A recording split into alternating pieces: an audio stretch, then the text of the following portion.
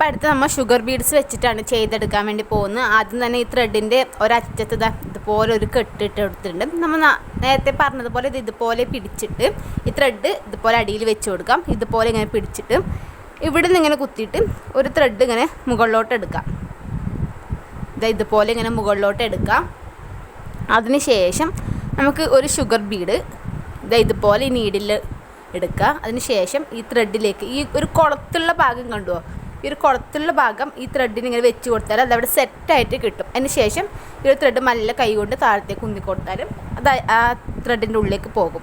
അതിന് ശേഷം നമ്മൾ ഈ ത്രെഡിൻ്റെ അടുത്ത് തന്നെ ആദ്യം താഴത്തേക്ക് കുത്തിയിട്ട് ഒരു ചെയിൻ നമ്മൾ നേരത്തെ മുകളിലെടുക്കുന്ന പറഞ്ഞില്ലേ, അതുപോലെ ത്രെഡ് ആദ്യം മുകളിലോട്ട് എടുത്തിട്ട് ഇങ്ങനെ വലിച്ചു കൊടുക്കാം. അപ്പോൾ അതവിടെ ടൈറ്റായിട്ട് നിന്നു. സൂം ചെയ്യുമ്പോൾ ക്ലിയർ ഉണ്ടോയെന്ന് അറിയില്ല. അതായത് നിങ്ങൾക്ക് ഒരെണ്ണം ചെയ്തില്ലേ, അതിന് ശേഷം ഈ ത്രെഡിലേക്ക് നമുക്ക് ആദ്യം ഒരു ഷുഗർ ബീഡും കൂടി ഇട്ട് കൊടുക്കാം. ഇങ്ങനെ ഷുഗർ ബീഡ് ഇതുപോലെ നീഡിലെടുക്കാം. അതിന് ശേഷം ഈ ത്രെഡിന് ഇങ്ങനെ വെച്ച് കൊടുത്തിട്ട് ഇങ്ങനെ താഴ്ത്തി കൊടുക്കാം. എന്നിട്ട് നമ്മൾ അവിടെ നിന്ന് തന്നെ ബീഡിൽ കുറച്ച് ഇപ്പുറത്തൊന്നും കുത്തി കൊടുക്കാൻ വേണ്ടി പാടില്ല കേട്ടോ. നമ്മൾ ബീഡ് കറക്റ്റായിട്ട് ഇങ്ങനെ വെക്കുമ്പോൾ ബീഡ് വരുന്നത് എവിടെയാണിതാ, എന്നിട്ട് ബീഡ് വരുന്നത് ഇവിടെ അവിടെ കുത്തി, അല്ലെങ്കിൽ അതിന് കുറച്ച് തൊട്ട് ബാക്കിലായിട്ട് കുത്തിയാലും പ്രശ്നമില്ല. ഫ്രണ്ടോട്ട് കുത്തിക്കൂടാ, അന്നേരം ഗ്യാപ്പ് വരും കേട്ടോ. ഇവിടെ തന്നെ ആദ്യമേ കുത്തിയിട്ട് താഴത്തേക്ക് എടുത്തിട്ട് ആദ്യം ത്രെഡ് മുകളിലോട്ട് എടുത്ത് ഇതിങ്ങനെ വലിച്ചു കൊടുക്കണം. വലിച്ചു കൊടുക്കുന്ന സമയത്ത് അവിടെ ടൈറ്റായിട്ട് നിന്നു. ഇനി നമുക്ക് അടുത്ത ബീഡും കൂടി ഇതുപോലെ എടുക്കാം. അതിനുശേഷം ഇതിൻ്റെ ഉള്ളിലോട്ട് ഇതുപോലെ ഇങ്ങനെ ഇട്ട് കൊടുത്തിട്ട് ആദ്യം ത്രെഡ് എടുക്കാം. ഒരെണ്ണം വെച്ചിട്ട് ചെയ്യാം. നമുക്കിപ്പോൾ ഇതിനേക്കാളും ചെറിയ സൈസ് ത്രെഡ് ഇതാണെങ്കിൽ രണ്ടെണ്ണമൊക്കെ വെച്ചിട്ട് ചെയ്യാം കേട്ടോ. നേരിയതാണെങ്കിൽ ഇപ്പോൾ രണ്ടെണ്ണം വെച്ച് ചെയ്യുന്ന സമയത്ത് എങ്ങനെ ചെയ്യേണ്ടതെന്ന് കാണിച്ചു തരാം. ഇതുപോലെ രണ്ടെണ്ണം നീഡിലെടുക്കുക. എന്നിട്ട് ഈ ത്രെഡിലേക്ക് രണ്ടെണ്ണം ഇട്ട് കൊടുക്കുക. എന്നിട്ട് നമ്മൾ എവിടെയാണ് വരുന്നത് വെച്ചാൽ അവിടെ കുത്തുക, നീഡിൽ ഇതുപോലെ വലിച്ചെടുക്കുക. പക്ഷേ ഒരെണ്ണം വെച്ച് ചെയ്യുമ്പോഴായിരിക്കും കുറച്ചും കൂടി ഭംഗി ഉണ്ടാവില്ല കാണാൻ വേണ്ടിയിട്ട്. രണ്ടെണ്ണം വെച്ച് ചെയ്യുമ്പോൾ വലിയൊരു ഭംഗി കിട്ടണമെന്നില്ല. പിന്നെ വേഗം ചെയ്ത് തീർക്കാൻ വേണ്ടിയിട്ട് നമുക്ക് രണ്ടെണ്ണമൊക്കെ വെച്ചിട്ട് ചെയ്തെടുക്കാൻ പറ്റും കേട്ടോ.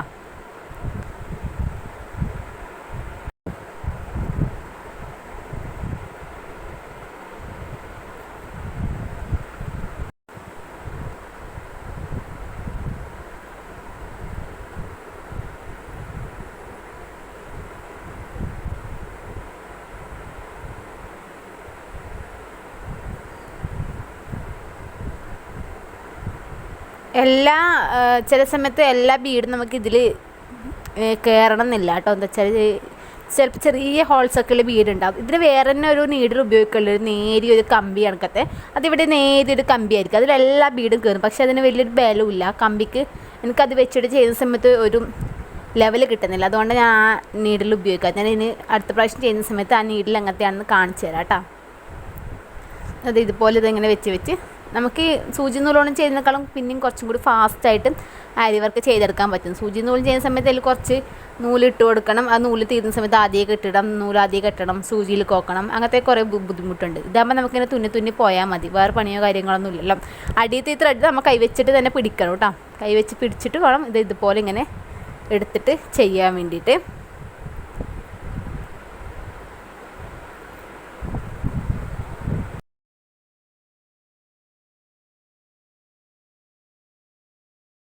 ഇനിയിപ്പോൾ നമുക്കിതെങ്ങനെ കെട്ടിടുന്നത് നോക്കാം. നമുക്ക് രണ്ട് രീതിക്ക് കെട്ടിടാം.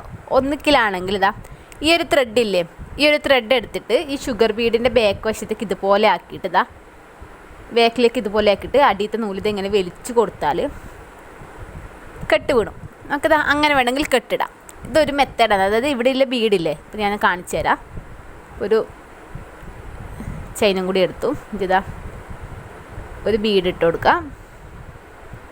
ഇതുപോലെ ഇങ്ങനെ തുന്നിയെടുത്ത് രണ്ടാമത് വരുന്ന ഈ ഒരു ചൈനില്ലേ, ആ ഒരു ചൈൻ ഈ ഒരു ബീഡിൻ്റെ ബാക്കിലേക്ക് ഇതുപോലെ ഇങ്ങനെ വെച്ച് കൊടുത്തിട്ട് ഈ അടിയത്തെ ത്രെഡ് ഇങ്ങനെ നല്ല വലിച്ചു കൊടുത്താൽ നമുക്ക് കെട്ടിട്ട് കൊടുക്കാൻ പറ്റും. അതൊരു മെത്തേഡ്. പിന്നെ രണ്ടാമത്തെ മെത്തേഡ് എന്ന് പറഞ്ഞാൽ നമ്മൾ പറഞ്ഞില്ലേ ഇന്നലത്തെ വീഡിയോയിൽ, കഴിഞ്ഞ ചെയിൻ സ്റ്റിച്ചിൻ്റെ വീഡിയോയിൽ ഞാൻ എങ്ങനെ ഇടുന്നതെന്ന് പറഞ്ഞിട്ടുണ്ടായിരുന്നു. അതും കൂടി ഒന്ന് കാണിച്ചു തരാം കേട്ടോ. അത് സൂമാക്കിയിട്ട് ചെയ്താൽ കുറച്ചും കൂടി ഭംഗിയുണ്ടാവുമെന്ന് മനസ്സിലാവട്ടെ എന്ന് ആൾക്കാർ പറഞ്ഞിട്ട് കമൻ്റൊക്കെ ഉണ്ടായിരുന്നു. അപ്പോൾ അതുകൊണ്ട് ഞാൻ ജസ്റ്റ് ഒന്ന് കാണിച്ചു തരാം അതെങ്ങനെയാണ് കെട്ടിടുന്നതെന്ന്. എന്താ നമ്മൾ ഇവിടെ ഇപ്പോൾ ഒരു ചെയിൻ എടുത്തിട്ടുണ്ടല്ലോ, നമുക്കിതിൻ്റെ ഉള്ളിലേക്ക് കൂടിയിട്ട് ഒരു ചെയിനും കൂടി എടുക്കാം.